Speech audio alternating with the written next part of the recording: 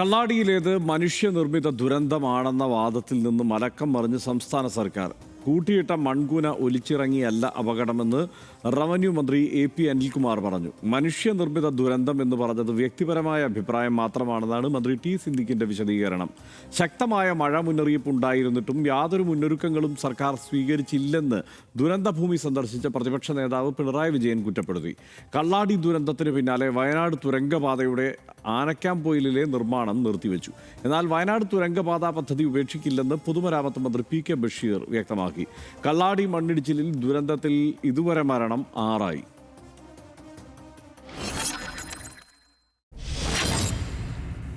മീനാക്ഷിപ്പുഴയ്ക്ക് സമീപത്തെ മൺകൂനയിൽ നിന്നും പുഴയിൽ നിന്നുമാണ് മൃതദേഹങ്ങൾ കണ്ടെത്തിയത്. അതിഥി തൊഴിലാളികളാണ് മരിച്ചവരെല്ലാവരും. അപകടത്തിൽപ്പെട്ടവർ ഒഴുകിപ്പോയിരിക്കാനുള്ള സാധ്യത പരിഗണിച്ച് പുഴയിലും വ്യാപക പരിശോധന നടത്തുന്നുണ്ട്. ഇതിനിടെ കള്ളാടിയിലെ ദുരന്തം മനുഷ്യനിർമ്മിതമാണെന്ന വാദത്തിൽ നിന്നും സംസ്ഥാന സർക്കാർ യു-ടേൺ അടിച്ചു. കൂട്ടിയിട്ട മൺകൂന ഒലിച്ചിറങ്ങിയല്ല അപകടമുണ്ടായതെന്ന് റവന്യൂ മന്ത്രി AP അനിൽകുമാർ പറഞ്ഞു. താഴേക്ക് പതിച്ചത് കൂട്ടിയിട്ട മണ്ണാണെന്ന് ആദ്യം പറഞ്ഞത് പ്രാഥമിക വിവരത്തിന്റെ അടിസ്ഥാനത്തിലാണെന്നും മന്ത്രി വ്യക്തമാക്കി. കള്ളാടിയിലേത് മനുഷ്യനിർമ്മിത ദുരന്തമെന്ന് പറഞ്ഞത് വ്യക്തിപരമായ അഭിപ്രായമെന്നാണ് മന്ത്രി T സിദ്ദിഖിന്റെ വിശദീകരണം. പ്രതിപക്ഷ നേതാവ് പിണറായി വിജയനും CPIM സംസ്ഥാന സെക്രട്ടറി MV ഗോവിന്ദനും കള്ളാടിയിലെ ദുരന്ത ഭൂമിയിലെത്തി. ശക്തമായ മഴയായിരുന്നിട്ടും സർക്കാർ നടപടി സ്വീകരിച്ചില്ലെന്ന് പിണറായി വിജയൻ കുറ്റപ്പെടുത്തി. പരസ്പര വിരുദ്ധമായ കാര്യങ്ങളാണ് മന്ത്രിമാർ പറയുന്നതെന്നും പ്രതിപക്ഷത്തിന്റെ വിമർശനം. കള്ളാടി ദുരന്തത്തിന് പിന്നാലെ വയനാട് തുരങ്കപാതയുടെ ആനക്കാംപൊയിലിലെ നിർമ്മാണവും നിർത്തിവെച്ചു. ക്വാർട്ടേഴ്സിനുള്ളിലേക്ക് മണ്ണ് വീഴാൻ സാധ്യതയുണ്ടെന്ന ആശങ്കയിൽ മേഖലയിൽ നിന്ന് തൊഴിലാളികളെ മാറ്റിയിട്ടുണ്ട്. RDX rap news Malayalam.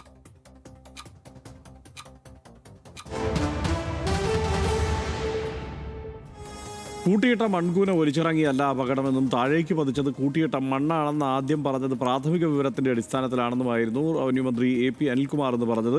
മനുഷ്യനിർമ്മിത ദുരന്തം എന്ന് പറഞ്ഞത് വ്യക്തിപരമായ അഭിപ്രായമാണ് എന്നുമായിരുന്നു മന്ത്രി T സിദ്ദിഖിന്റെ വിശദീകരണം.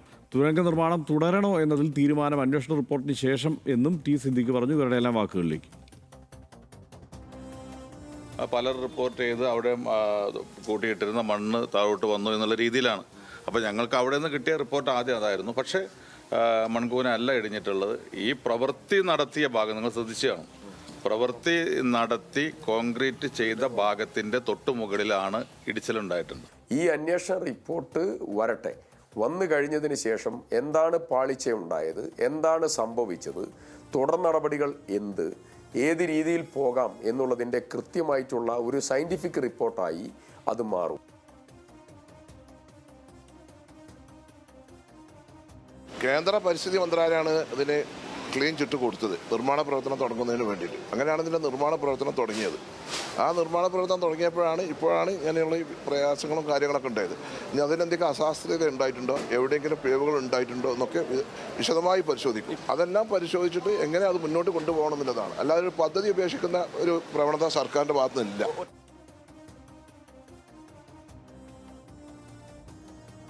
സാധാരണ നിലക്ക് ഇത്തരം കാര്യങ്ങളിൽ ആര് പ്രതികരിക്കുന്നത്, മുഖ്യമന്ത്രിയായാലും മന്ത്രിമാരായാലും എല്ലാം പ്രതികരിക്കുന്നത് കാര്യങ്ങൾ വിശദമായി മനസ്സിലാക്കിയതിന് ശേഷമായിരിക്കണം. അതിനു മുൻപ് രാഷ്ട്രീയമായ ഉദ്ദേശത്തോടെ പ്രതികരണങ്ങൾ നടത്തുന്നത് അത് ഗുണമല്ല ചെയ്യുക. അത് വേണ്ടാത്ത പ്രശ്നങ്ങൾ സൃഷ്ടിക്കുന്നതിനിടയാക്കും. അത് മേലിലും ഈ ഗവൺമെൻറ് ശ്രദ്ധിക്കേണ്ടതാണ് എന്നാണ് പറയാനുള്ളത്. പക്ഷേ മന്ത്രി കെ എം ഷാജി പണ്ട് പറഞ്ഞിട്ടുള്ളത് എല്ലാം കോവിഡ് രാഷ്ട്രീയമാണ്, ഈ ഇത്തരം ഉരുൾപൊട്ടൽ രാഷ്ട്രീയമാണ്, എല്ലാം രാഷ്ട്രീയമാണെന്നാണ്. ഞാൻ നേരത്തെ പറഞ്ഞതുപോലെ, കഴിഞ്ഞ ചർച്ചയിൽ പറഞ്ഞതുപോലെ, ഈ പ്രതിപക്ഷത്ത് ഇരിക്കുമ്പോൾ അങ്ങനെയൊക്കെ പറയാം. പക്ഷേ അത് സർക്കാരായി കഴിഞ്ഞാൽ ഇങ്ങനെയല്ലല്ലോ പ്രതികരണങ്ങൾ വരേണ്ടത്. ഈ പ്രതികരണങ്ങളിൽ ഈ രാഷ്ട്രീയം ഉണ്ടായെന്നുള്ള പിണറായി വിജയൻ്റെ ആരോപണം എനിക്കും വാസ്തവമാണെന്ന് തോന്നുന്നു. കാരണം ഈ മന്ത്രിമാരുടെയൊക്കെ പ്രതികരണങ്ങൾ, അത്തരം ഒരു ദുരന്തം ഉണ്ടായതിന് തൊട്ട് പിന്നാലെ വന്ന പ്രതികരണങ്ങൾ എല്ലാം പലരും പലതരത്തിലാണ് പ്രതികരിച്ചതെന്ന് മാത്രമല്ല, ഏതാണ്ടൊരു പ്രതിപക്ഷ സ്വഭാവത്തിലുള്ള പറച്ചിലുകളായിരുന്നു. നിശ്ചയമായിട്ടും ഈ മനുഷ്യനിർമ്മിത ദുരന്തം എന്നൊരു ദുരന്തം നടന്നതിന് ശേഷം പറയുകയാണെങ്കിൽ എത്രമാത്രം അതങ്ങനെ ആരെങ്കിലും പറയുമോ? അതായത് മനുഷ്യനിർമ്മിത ദുരന്തമാണ് എന്ന് പറയാൻ മാത്രമുള്ള പാകത്തിൽ റിപ്പോർട്ട് കിട്ടിയിട്ടില്ല. ഒന്ന്, പിന്നെ അത് പറയുക എന്ന് വെച്ചാൽ അതിന് പിന്നിൽ മനുഷ്യരുണ്ടെന്നല്ലേ എൻ്റെ അർത്ഥം. അതായത് 5-6 പേര് ഇപ്പോൾ മരിച്ചു. 6 പേര് മരിക്കുന്ന ഇത്രയും വലിയ സംഭവത്തിനുള്ള മനുഷ്യരാണെന്ന് പറയുമ്പോൾ അത് എത്ര വലിയ, അതും ഈ പദവിയിലിരിക്കുന്ന ആൾ പറയുമ്പോൾ എത്ര വലിയൊരു ആരോപണമാണ്. ഞങ്ങൾ ഇന്നലെ ആ വാർത്താ ഡെസ്കിലേക്ക് വന്ന് നമ്മൾ നോക്കുമ്പോൾ തന്നെ അങ്ങനെ പറഞ്ഞോ എന്ന സംശയമാണ് അത് തന്നെ വരുന്നത്. അപ്പോൾ അവർ ഇരിക്കുന്ന പദവിയുടെ ഒരു ഗൗരവം മനസ്സിലായിട്ടില്ല എന്നാണ് എനിക്ക് തോന്നുന്നത്. അതിപ്പം പിന്നെ തുരങ്കപാതക്കെതിരെയും സംസാരിച്ചു തുടങ്ങിയിരിക്കുന്നു. ഞാൻ പറഞ്ഞൊരു സംസ്ഥാന സർക്കാർ തുടങ്ങി നടപ്പാക്കിയിരിക്കുന്ന കാര്യമാണല്ലോ. അപ്പോൾ കോൺഗ്രസിൻ്റെ ആളുകൾക്കൊക്കെ വിമർശിക്കാം സൈബർ മേഖലയിലൊക്കെ. പക്ഷേ സംസ്ഥാന സർക്കാർ കേന്ദ്രത്തിൻ്റെയും മറ്റനുമതികളെല്ലാം നേടിയതിന് ശേഷം പലതരം കമ്പനികളും കേന്ദ്രവുമായിട്ടൊക്കെയുള്ള ബന്ധത്തിലായിട്ടൊരു പദ്ധതി ഓണായി നിൽക്കുന്ന കാര്യത്തെ ഇതുപോലൊരു സന്ദർഭത്തിൽ ഉടനടി അത്തരം പ്രതികരണങ്ങളിലേക്ക് പോകാമോ എന്ന സംശയം. ഇത്രക്കൊന്നും രാഷ്ട്രീയ പ്രവർത്തനമൊന്നും ഇല്ലാത്ത, അല്ലെങ്കിൽ ഈ കാര്യങ്ങളൊന്നും നമുക്ക് അറിയില്ലാത്ത ആൾക്ക് പോലും നമുക്ക് തോന്നുന്നുണ്ടെന്ന് അല്ലേ? തീർച്ചയായിട്ടും. അത് മാത്രമല്ല, ഇതിപ്പോൾ എല്ലാ ഈ പരിസ്ഥിതിവാദികളായിട്ടുള്ള ആളുകൾക്ക് അവർക്ക് പറയാനുള്ളത് പറയാം, അവർ വിമർശിക്കാം. പക്ഷേ ഇത് സർക്കാരാണല്ലോ. സർക്കാർ അല്ലെങ്കിൽ സർക്കാരിനെ നയിക്കുന്ന പാർട്ടി അതുമായിട്ടല്ല ഇറങ്ങേണ്ടത്. മാത്രമല്ല, അന്ന് വി ഡി സതീശൻ പറഞ്ഞിട്ടുള്ളത് എന്താണ്, അതിനെ എതിർക്കുമെന്ന് പറഞ്ഞിട്ടുണ്ട്. പക്ഷേ എപ്പോഴാണ് അതിനുശേഷം അദ്ദേഹം തന്നെ അത് വിശദീകരിച്ചു. കൃത്യമായ പഠനങ്ങളില്ലാതെ നടത്തിയാൽ എതിർക്കും. ഇപ്പോൾ പഠനങ്ങളോടെ ആരംഭിക്കുന്നത് കൊണ്ട് വേറെ പ്രശ്നമില്ല എന്ന മട്ടിൽ നടക്കുന്ന ഒരു പദ്ധതിയാണ്. പിന്നെ നമ്മൾ അടൽ ടണലിനെ കുറിച്ച് നമ്മൾ ഭയങ്കരമായിട്ട്, അടൽ ടണൽ വന്നപ്പോൾ അതിനെ രാജ്യത്തിൻ്റെ വലിയ നേട്ടമായിട്ടാണ് എല്ലാവരും അവതരിപ്പിച്ചത്. അങ്ങനെയാണ് ചർച്ച ചെയ്തത്. ഓരോ വികസന കാര്യങ്ങളിലും ഇപ്പോൾ നമ്മൾ പറയുമ്പോൾ ചിലപ്പോൾ ഇത് മനുഷ്യവിരുദ്ധമായ പരാമർശമാണെന്നൊക്കെ ചിലപ്പോൾ പറഞ്ഞു കളയും. പക്ഷേ ഒരു വാസ്തവമുണ്ട്.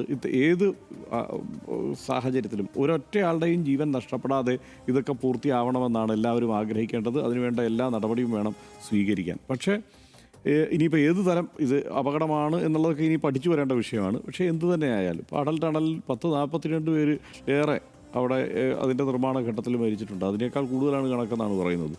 ഇതുപോലെ ഇപ്പോൾ കേരളത്തിൽ ഏതെങ്കിലും ഡാമിൻ്റെ അവിടെ പോയി കഴിഞ്ഞാൽ ആ ഡാമിൻ്റെ നിർമ്മാണത്തിൻ്റെ ഘട്ടത്തിൽ ജീവൻ വെടിയേണ്ടി വന്ന ആളുകളുടെ പേര് എഴുതി വെച്ചിട്ടുണ്ട്. കാരണം പലപ്പോഴും അങ്ങനെയൊക്കെ സംഭവിക്കും. ഇതെല്ലാം ഒരു വികസന പദ്ധതിയുടെ ബാക്കിയാണ്. അങ്ങനെ വേണോ വികസനം എന്നുള്ള ചർച്ച സമാന്തരമായി വേറെ നടക്കട്ടെ. പക്ഷേ ഈ മനുഷ്യൻ എന്ന നിലയ്ക്ക് നമ്മളെ മുന്നോട്ട് നയിക്കുന്നത് ഇങ്ങനെയൊക്കെ ഇതെല്ലാം കൂടി ചേർന്നിട്ടുള്ള സംഗതികൾ തന്നെയാണ്. മനുഷ്യൻ ഇപ്പോൾ പ്രകൃതി നമ്മളെ ഇല്ലാതാക്കാനും ശ്രമിക്കും, നമ്മൾ പൊരുതി മുന്നേറാനും നേടാനും ശ്രമിക്കും, നിലനിൽക്കാനും നമ്മൾ ശ്രമിക്കും. ആ നിലനിൽപ്പിനുള്ള പോരാട്ടത്തിൻ്റെ ഭാഗമാണ് ഇതെല്ലാം.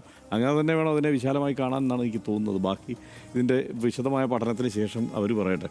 കള്ളാടിയിലെ മണ്ണിടിച്ചിൽ ദുരന്തം മുൻകൂട്ടി കാണുന്നതിലും പ്രതിരോധ നടപടികൾ സ്വീകരിക്കുന്നതിലും ജില്ലാ ഭരണകൂടത്തിനും ദുരന്ത നിവാരണ അതോറിറ്റിക്കും വീഴ്ച സംഭവിച്ചിട്ടുണ്ട്. 2 പകൽ മഴ പെയ്തിട്ടും മഴ മുന്നറിയിപ്പ് കൃത്യമായി നൽകാൻ പോലും ഭരണകൂടത്തിന് സാധിച്ചില്ല എന്നുള്ള ആരോപണമാണ് ഉയരുന്നത്. ഇപ്പോഴും മണ്ണ് മാറ്റാൻ എന്തുകൊണ്ട് സാധിച്ചില്ലെന്ന് മറുപടി പറയാനും ജില്ലാ ഭരണകൂടം തയ്യാറായിട്ടില്ല. നേരത്തെ ജില്ലാ ഭരണകൂടം ആ മണ്ണ് മാറ്റണമെന്ന് പറഞ്ഞതാണ്. പിന്നീട് അത് മാറ്റുന്ന സമീപനം 2 ആഴ്ചയ്ക്കപ്പുറം സമയമുണ്ടായിട്ടും ഉണ്ടായിട്ടില്ല. ദുരന്തം സംഭവിച്ചപ്പോൾ തന്നെ മുഖ്യമന്ത്രിയും മന്ത്രി ടി സിദ്ദിഖും പറഞ്ഞ പ്രതികരണങ്ങളിൽ നിന്ന് പിന്നീട് അവർക്ക് യൂ ടേൺ എടുക്കേണ്ടി വന്നു എന്നുള്ളത് അത്ര നല്ല കാര്യമല്ല, പ്രത്യേകിച്ച് ഇത്തരം ഒരു ദുരന്ത സാഹചര്യത്തിൽ. നമുക്ക് തൽക്കാലം കാത്തിരുന്ന് കാണാം എന്താണ് ഇനി സംഭവിക്കുക എന്ന്.